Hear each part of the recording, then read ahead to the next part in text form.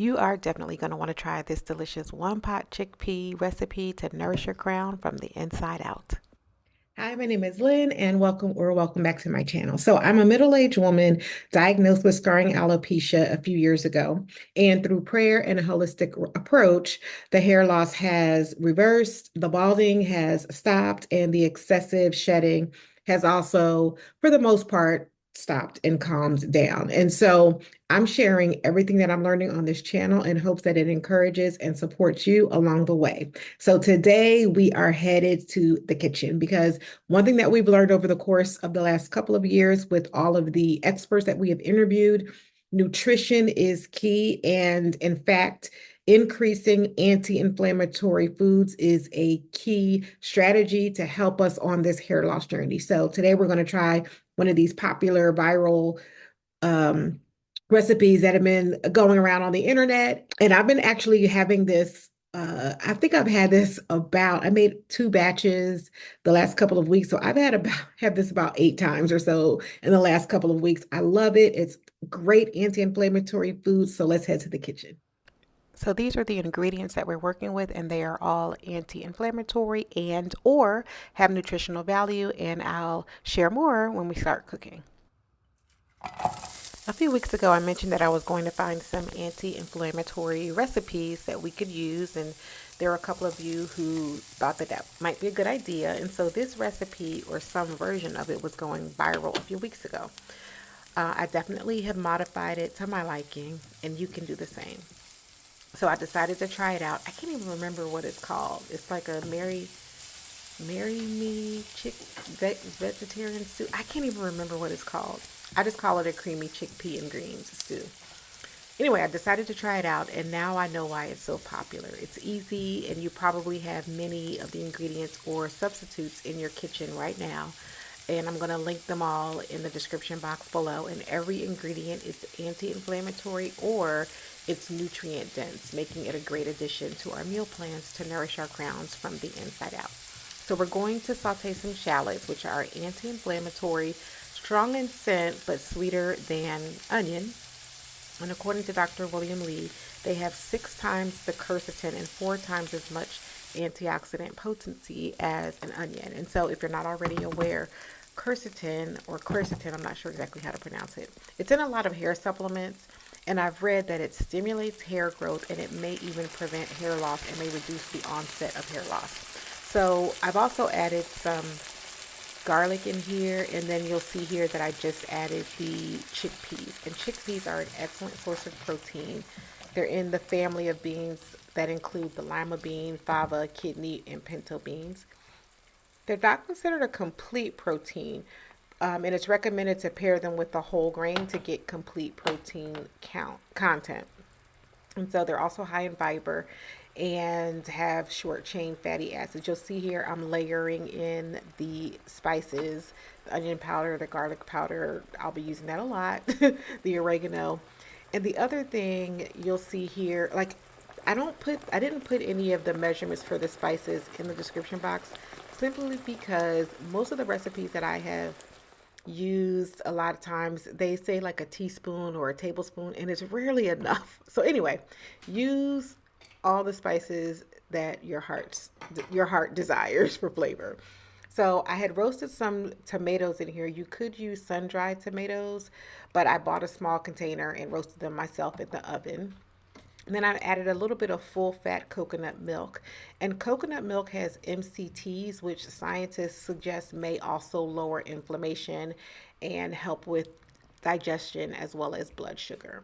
I also added in some beef broth earlier, but again, you could sub out veggie broth or chicken broth. But what I love about beef bone broth is that it has about 10 grams of protein, which is really good for the gut. So I'm adding in some smoked paprika, which also adds a nice smoky uh, flavor to it.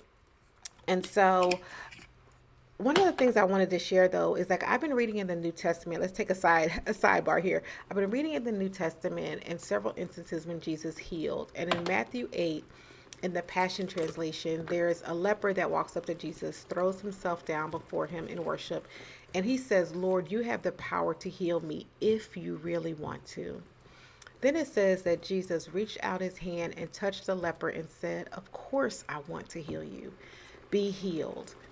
And y'all, every time I read that, I'm like, how incredibly kind. And I know there's so many of us who are in various stages of healing and we're waiting for it. But I've also been that person that's like, Lord, I know you can do this, but will you do it for me? And the reality is, I can't call it, but I can ask, and we can ask, because when we see the tender heart of Christ that says, "Of course, I want to," we're seeing God's tender heart towards us as well. So, just a note, if you haven't read that scripture lately, it's in Matthew 8. You may want to take some time and just spend some time with Him, and maybe ask what He wants to do. So you'll see here that I've added even some more.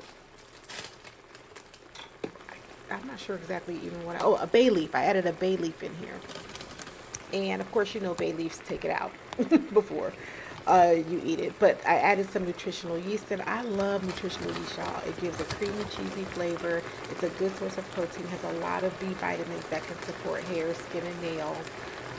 And definitely, I went overboard on here. I think I might have used about a half a cup here.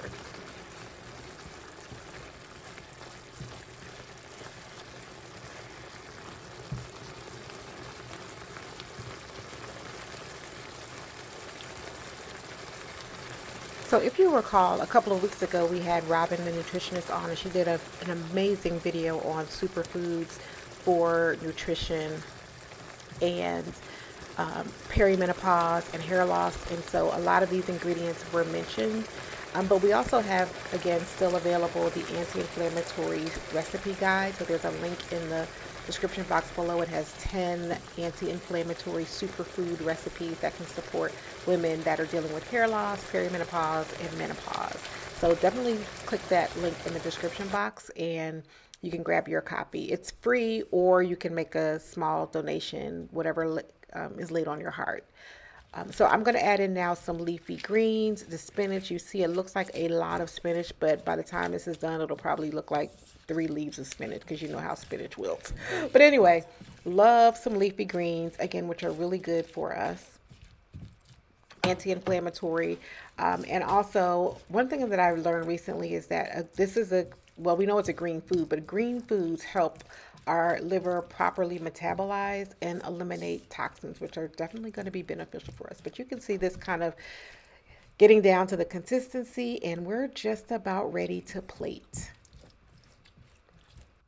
So we are about to add our quinoa. Now I cooked this in advance, and I used a little bit of, I think it might have been onion bouillon or chicken bouillon, whatever, I can't remember, to put in the water to flavor the water. But I used some, I think it's called white quinoa. I'm not sure, but pretty quick. It cooks in like 10 minutes. This was actually one of the best batches that I made, pretty quickly. And then I'm going to layer on the chickpea stew. When I finished this up, I realized I could have added even more broth to it, because it wasn't as, I could have added, it was really thick, and I could have added a little bit more, but it was delicious nonetheless. And so you can see there, this recipe has all the nutrients that are going to be so beneficial for us. It's delicious. It's easy to make. If you want to, you can pair it obviously with a piece of salmon, but let me know if you try it out. And as always, live well, live blessed, nourish your crown. I'll see you in the next video.